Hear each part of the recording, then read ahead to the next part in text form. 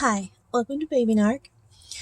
I wanted to talk a little bit about Brian's family. So, I told you in a couple of videos, and I think my last video too, that his sisters are fucking weird as hell. I actually met his sisters first through one of my friends, actually one of my best friends. And even though we all went to school together, I didn't really know them. And but my best friend was close with them, and so we all started hanging out. His one sister, I told you in my last video that she's like a non-person. She has absolutely 100% no personality. She never did. Now, when I was young, I just thought that it was because she was shy or something. But she was really pretty, and she was really thin, and she had really long blonde hair. So, I don't know why she would have felt bad about herself or anything, but of course, coming from that family, that's probably why. I think that mother, I think she just breeds. I think she breeds narcissists. So that child is a weirdo. And then his other sister, I was saying that she thought that she had gotten pregnant by this boy that she liked. We would, hang out, go shopping. She was always shopping for baby clothes. She would even buy baby clothes. And we were all, she didn't seem that freaked out about it. We're all freaking out. We were like, oh my God, what are you going to do? She was like, oh, no, it's fine. Well, come to find out, she never slept with that guy. Now, here's what I've always thought. Because, my whole life I've had crazy feelings about stuff, but I always talk myself down and always say, oh, that's a crazy thought. Why would I think that? But I've learned in my old age that I'm always fucking right. And so are you. Never, ever mistrust, deny, or slough off those feelings about anything, good, bad, or in between, because I can guarantee you, you're always right. So, at the time, I thought to myself, if you, did she think that, okay, so obviously we all, when we found out that she had never slept with him, well, obviously we were like, oh, she's a fucking liar. But my feeling back then was, did she think, because I think maybe she kissed this boy or something, was she crazy enough to, and we were older teenagers, this wasn't a 12-year-old. Did she think that kissing a boy is how you get pregnant? Now, I'm not making fun of any child, because teenagers are still children, who would think that, especially if, your parental figures or teachers or something haven't explained to you where babies come from. But, and their mother, the crazy mama, she would be somebody who would hide sexual stuff. She wouldn't, I'm not saying that she had a formal sit down gathering of the birds and the bees, but she wouldn't have been the type of mom to be like, no, we don't talk about that. No. So I think it's just in her crazy mind. I think she really at the time, I felt that she wasn't lying, that she believed that. Okay. So she ended up not being pregnant because she never slept with this boy and he didn't even like her. Probably because he knew she was a weirdo. Okay, so the dad, he always worked. So okay, wait, let me backtrack here a minute. Believe it or not, Brian's mother back then was the cool mom. Everybody was always at her house. I was there all the time. I was always having problems with my parents. I felt like I lived at this place, and she was always nice to me. So I'm surprised at her utter hatred towards me now, although I'll get into that in a minute. But she was the cool mom. They had the cool house. two sisters and a brother. They had lots of friends, and believe it or not, back then, all three of those kids had lots of friends. I mean, we all knew they were weird, but I guess maybe we didn't care. I don't know, whatever. And then, of course, we all started drinking in that house, not like in front of the parents, but, I mean, at the rest of our houses, we couldn't hide it. But at that place, it was kind of like, whatever. And people were coming and going. It was cool back then. It really was. I even thought back then, oh, it's kind of weird, like how much of this are these parents going to put up with? Meaning Brian's mom and dad. Well, Brian's dad was never really around much. Now, I wouldn't say he had necessarily a 9-to-5 job. He worked for an airlines. I don't know what he did. I don't know if he was a mechanic or baggage. I don't know what he did, but he didn't have late night hours. But he would come home, 6, 7, 8 o'clock at night. And of course, we all would be there from the time that school let out until 10 midnight, But he would always just go to his room. And he would always walk in, and you could tell. I mean, I knew back then. Of course, this was narcissistic of me to not be more respectful of that. Although I was one of the least loud kids. Like, we had lots of loud kids at this house. But I tried to be the most respectful, And also I had abusive parents. So, I was... like parents to me, I kind of always internally kind of thought, behave or some bad shit's going to go down. So I tried to behave myself at this house. But I did notice, but even back then, that the dad was kind of like, y'all here again, you could tell. And so I never really had much interaction with him, like, at all. And I was at this house constantly for basically, I guess, maybe 2 years. Probably about 2 years, really. I never really even talked to this dude, hardly. So then, of the mama, let's talk about Brian first. So, he was always playing guitar. And he was a master at it back then. And he was always in his room. Obviously he would come out, but here's a weird thing. He was a little more antisocial than the two sisters, and then, of course, all the friends. So, me and my other friend, we had a crush on Brian, although she liked him a lot more than I did. I think I had a crush on everybody back then. So, still do, so, me and her would go with Brian and Tony. I've told you about Tony. And we would go drive around in Tony's truck. And, because we're all underage, so I didn't even smoke back then. I mean, we would smoke weed a little bit, but whatever. Now, Brian was already doing drugs, but he never really did them in front of me. Maybe probably because he didn't have any at the time. I don't know. But me and my girlfriend, we just really weren't druggies. I mean, we were drunks, we would drink alcohol whenever we could get it, but not really drugs. And even the weed, we kind of just smoked the weed just if somebody had it and just to be cool, but neither one of us really liked it. We liked to drink. So I did not, even back then, I did not even know that Brian had already been doing hardcore drugs. Now, he hadn't shot heroin or anything, but he was already smoking. Now, we called it crank back in the day.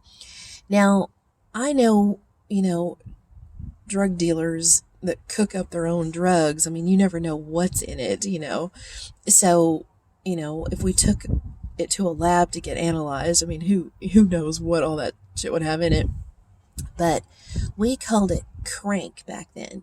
And you would smoke it off of, oh my God, so ghetto. We would take a piece of foil and put this chunky, weird powder, whatever, on it.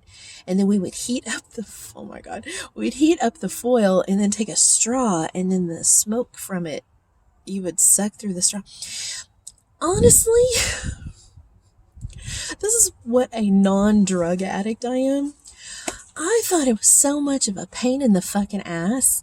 Okay, it was kind of expensive a little bit back then. I mean, it was more expensive than the beer that we would sneak and get, and even if we'd pay some older, well, technically adult, but some 21 or 22-year-old to buy our beer for us and then give the money, it still ended up being cheaper. So getting this crank was more expensive. You don't get much of it. It's illegal, so you got to be careful getting it, going to get it, having it on you, finding somewhere to, I mean, of course, the alcohol, we always have to find somewhere to drink, so that was kind of the same thing. Then having to heat and the straw and the paper and it was powder and go. I mean, oh my God, it was a pain in the ass. It was absolutely a pain in the ass. And I'm already, if you haven't noticed, I'm already a very super energetic person. So, I mean, I guess the effects of it probably just made me talk even more than I already do. But other than that, and I'm a happy person. Like, literally, I am just a generally happy person. I mean, now I have a temper when the shit goes sideways, but other than that, like, I don't really need drugs to make me happy. I just am happy. And back then I was even happier. And now I did have abusive parents, but every time I was away from my house and out with anybody I could be, that was also like, oh wow, I'm so happy right now. So me doing drugs was a pain in the ass, and it really didn't do much for me. I mean, praise God, that's probably why I never became a drug addict. So, okay, so Brian, back then, he had already been doing acid, doing crank on kind of a regular basis. And I always noticed he was really tall. Well, he's always tall. He was super thin, but so was kind of his whole family, so I didn't think much of that. But like really thin. And he had really, really bad skin. And maybe that's kind of why I didn't totally have a crush on. I mean, I did have a crush on him, but I don't know. Like real bad. And now, looking back, I'm like, oh, because he's a fucking drug addict then. So he was doing crank, he was doing acid, he was doing coke, he was, so I don't know if crank is meth, but whatever. I mean, he was, whatever those, methamphetamines are, I mean, hence meth, but, whatever all that shit is, he was already doing all that stuff, Oh, and he, no, I don't think he started on pills. He didn't start on pills until he was in his 20s when he was a tile setter, and he was really good at that job. Like, he really created very artistic, because he's such an artist. Beautiful, luxurious flooring. I mean, it's a shame that he couldn't stick with that, although over time, he didn't have an accident, but over time, from doing that day in, day out, for years. Oh, I take it back. I think it was in his 30s that his back really started to bother him. And he was still tile setting, and that's when he got hooked on pills. So, I guess all the other crazy drugs, and obviously the drinking, that started, he told me that he was doing drugs when he was like 12 years old. I was still playing with Barbies at 12. I don't even think I knew what drugs were. Now, I did have an abusive, violent, alcoholic father, so I knew about alcohol. But, yeah, I don't even think, I mean, I probably knew what, weed was, but at 12? Like, seriously? Whatever. So, now we're going to talk about the mama. Man, she's a piece of work. So, she is a hoarder, and I've been researching hoarding, and I said in another video that it comes from, oh my gosh, who lives here with all these deliveries? Like, yesterday there was like 2, and now there's Amazon and FedEx. So, hoarding comes from some sort of traumatic event when you're a child that has to deal with loss. Either someone that you love dies, and it could even be like a pet kind of thing too. It's rare. It's usually more of a human being parental figure, or your grandma or somebody that you really really love and trust and rely upon, who dies or leaves. Also, that can happen too with somebody bailing.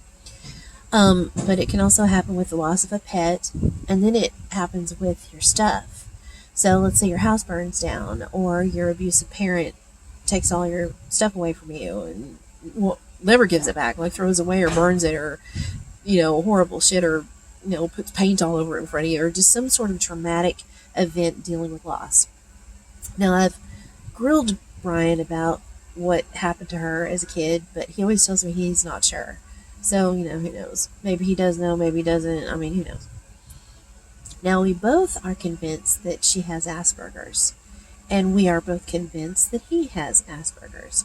And one of his sisters has an autistic son. And now that I've been around his dad the past 5 years, now I am starting to think that the dad is a little weird too. But it's that mama. All the core of all of this comes from that mama. Now, if he had the perfect father, maybe he wouldn't have turned out like this, but I think the dad is weird. So, his mom, looking back to what I first started this video out about that being the party house, kind of. She always wanted to be the cool mom. And of course, if I had kids around, I probably want to be the cool mom too. But she didn't ever dress sexy or anything like that. It wasn't ever a thing that I saw of her like trying to come on to like the boys in our life. Obviously, friends of the sisters, of course, they would have had more female friends, and then obviously Brian had lots of male friends. So I never saw anything weird like that. But it was just this element where she wanted to be one of the kids with us. So I'm thinking that she's got arrested development too. Also, another little thing to put in here. I've seen some wedding pictures of his mom and dad. Now, I don't know. Okay, so his two sisters are older than him. So I don't know if maybe she was pregnant with the oldest sister at the time of that wedding. But those two do not look happy. Not at all. Neither one of them. Like, they do not look excited about that wedding at all. Now, there's not that many pictures. I think there's maybe like 5 of them. And there's one picture of her and her father. Now, her father, she was very, very close with. And he died like maybe a year or 2 after she did get married. So, what I've studied about hoarding, usually the loss thing that triggers that weird, like tactic of being afraid and, feeling like you have to hang on to everything so you won't throw anything away, and you buy more stuff that you don't need and all that kind of, hanging on, usually is from a childhood trauma. But maybe her dad, now I don't know how old she was when she got married. I'm thinking she was at least 18, but technically that's teenager, so, and maybe she was young enough. So if her dad died, well, her dad definitely did die in her 20s, but I just don't know how old she was exactly, but maybe that's what it was. Okay. So Brian he's got 2 kids. I'll tell you. Okay, so his son. Okay, wait. Sorry. When he was with Shelley, his wife, even though he wouldn't marry her, and she wanted to get married, but he wouldn't because he's an asshole. And the more I think about it, the more I'm thinking that he treated me. And lately, he's been saying, "You remind me of Shelley. You did that like Shelley. You look like Shelley. Shelley used to do that," all this kind of stuff. And I'm thinking that the shitty as he treats me, I bet you anything he did treat Shelley shitty. He makes it sound like, "Oh, I loved her so much, blah, blah, blah." Really? Really? She cheated on you with all of your friends? That's revenge. So, whatever. Anyway, so he gets her pregnant with their daughter. And their daughter is so amazing. She's an adult now. She's like in her mid 20s. And she's just amazing. I just love her to death. Then, after he and Shelley parted ways, a couple years later, he got with some other chick, and they were living in a motel room doing heroin, and he got her pregnant with his son. Now, I don't know if she freaked out or her parents freaked out, but she moved out of state while she was pregnant with his son. And she got a boyfriend. Now, maybe she had this boyfriend, from what it sounds like to me, my feelings. Maybe she had this boyfriend while she was with Brian. I'm kind of thinking that that's what happened. Although he's never told me that. And, he loves to tell me about people hurting him. But I have a feeling that that's what the deal was. Or maybe she was kind of off, from that boyfriend while she was with Brian and got back to, I don't know. So apparently she gets back together with that boyfriend, and then that boyfriend freaks out and has like a telephone call with Brian after the baby was born, and the guy like threatened Brian and said, "This is my son, blah blah blah blah blah," and it's not, and he looks just like Brian, but yes, that was weird. I mean, that's terrible. I mean, it's sad. Brian has, I mean, he is the cause of most of his problems, but there have been some shitty things that have happened to him. But hello, welcome to the club, I mean, here, let me do a whole other channel about my own personal life and all the shitty things that people have done to me. Let me do that. And I still didn't end up being a shitty person. I don't fuck people over. I'm not trying to get revenge on the people who abused me, even to those people, much less spewing out all of that anger and negativity and evil onto other innocent people. No. I mean, get over the shit that's happened to you. I'm sorry. I'm so sorry. And if I had magical powers and can turn back time, I would erase all of the horrible pain that you've experienced, but that ain't how life works, princess. So, sorry, Brian, you're going to have to jump in the game with the rest of us and get over your shit, because we all get abused. Okay, so he, that whole thing, so he never really sees this son of his. Now, his son has recently, the past couple of years, I guess, moved back here, and I guess they've seen each other a couple of times, although Brian really hasn't pursued that. He should, because the boys, I mean, well, he's in his mid-20s too, or early 20s, I guess. He's younger than Brian's daughter, but, I mean, he seemed open to it, so I don't know, whatever. Anyway, okay, so, back to his daughter. Now, listen, I already said how wonderful she is, and I will stick to that. She is an amazing young woman.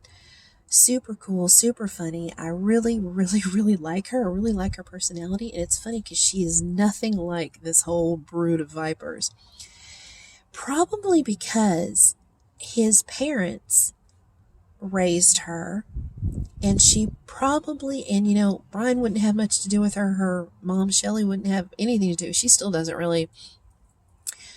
I bet you that his daughter always had the inkling that she was a stranger, a visitor, a burden, and that's probably why she's so sweet, because many of us who have been abused, we kind of turn into the pleaser, the people pleaser, because we're afraid of the pain of the abuse and neglect. So we try to be on our best behavior and try to get along with people, Or you can turn into a fucking raging evil narcissist like Brian did from whatever abuse he either did experience or believed that he did. And, it can go either way. But, credit to all of us who have been through shit and still go through shit and will still go through shit because that's life. And we stay nice. We don't spew all of that venom on everyone else. Okay, so his daughter. I know she's gay. Now, she has been living with a young man for, like 6 or 7 years. And I do have a bad feeling that she's kind of doing it to use him. I think, or at least initially. I think initially she moved, because actually they lived with his parents. So I guess all of her 20s, she's been with this guy, and they're pretty much the same age. Maybe he's a year older than her, but he's not like older. So, they were young adults, barely adults when they got together, and she moved in with him and his parents. And then they've lived on and off. Now they live together by themselves out of state, but I have a feeling that she didn't love him. She had just gotten out of a relationship with a girl that she was in love with, and that girl broke her heart, and she probably got with her boyfriend now, one, because of the heartache, like rebound. I mean, we all do that kind of stuff, and to get out of Brian's parents' house. I bet you. Okay, so that does speak a little bit to her that she would use somebody like that. But once again, we've all, trust me, I'm not trying to paint myself as an angel, because I've done some really shitty things to people too. Although I don't continue that, because we all do shitty things to people by accident, sometimes on purpose. But when you continually do shitty things to people, now you're an abuser. That's abuse. When it's repetitive and you won't stop, now you're an abuser. So fuck you. Okay, so when she was with this girl, she was a teenager. And the girl, okay, so Brian's mom, which would be his daughter's grandma, living in that house, growing up in that house with Brian, although he was always gone, the trap house. Barbara, that's his mom's name, she probably was pretty shitty to his daughter, because she's a shitty person, So she didn't like the girlfriend. And of course, she's an older woman, so she comes from that time period that, being gay is evil.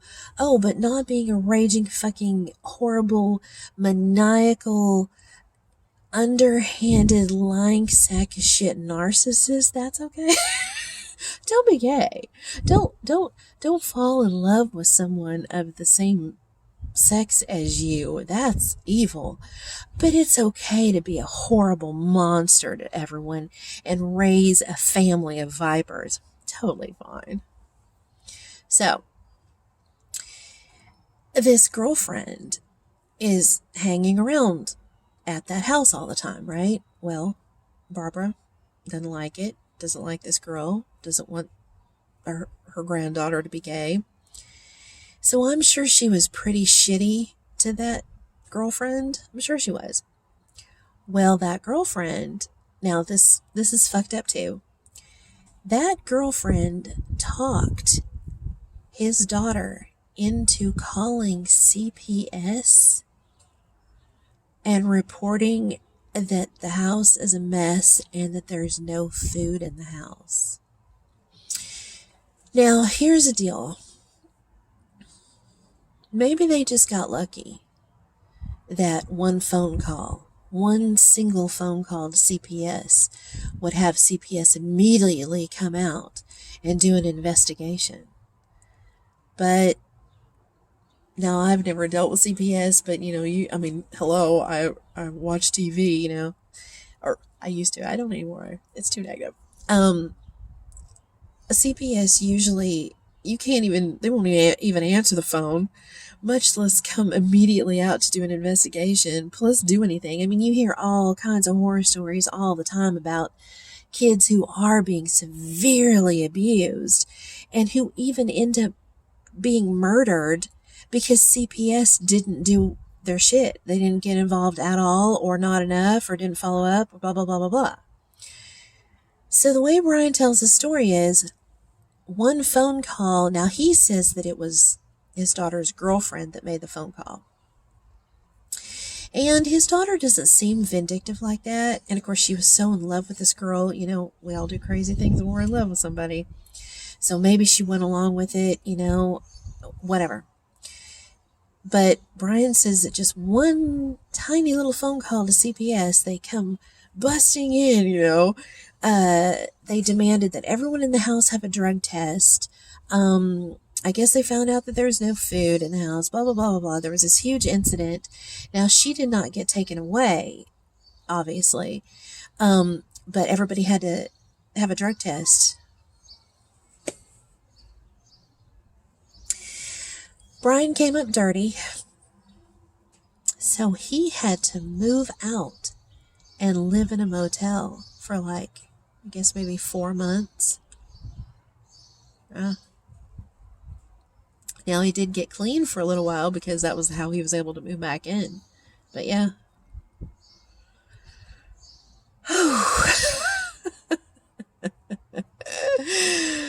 Oh my goodness. This is quite a family. So yeah, so these are the people I'm dealing with. These are the people that I'm begging to be the new daughter-in-law and have these people as my new family. And then all of Brian's drug-dealing piece of shit friends, I'm begging, oh, I want to be your girlfriend so they can all be in my life too. And then Shipmantha, who may or may not be the one who's going to prison for 5 years, then having to deal with her. And having to deal, and if it's not her, then who is the rude woman? I'd like to dedicate this song to the rude woman who's going to prison for 5 years. Who is that woman? Like, all of these people. I am begging Brian to love me and to be my husband eventually. For what? So this can be my new crew? Fuck that. No. I'd rather be by myself on a deserted island with no food and where I have to like shave a log into a spear to fish in the ocean just for survival while wild animals are chasing me. I'd rather do that than be the new wife, the new daughter-in-law, the new mother-in-law to these fucking vipers, you know?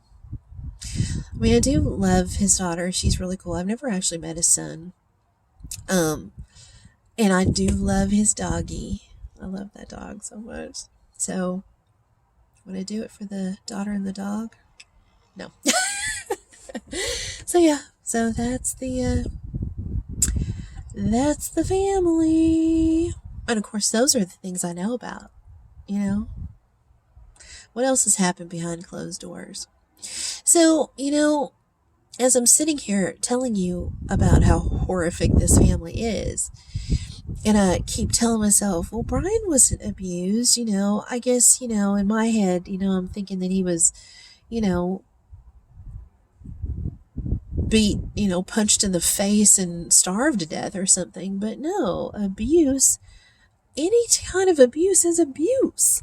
It just is, you know? I mean, that's like saying, well, I sort of murdered somebody. No, you either murdered him or you didn't. Sorry, there's no sorta. So with abuse, any type of abuse and neglect and mindfuckery is what it is. And he's super sensitive.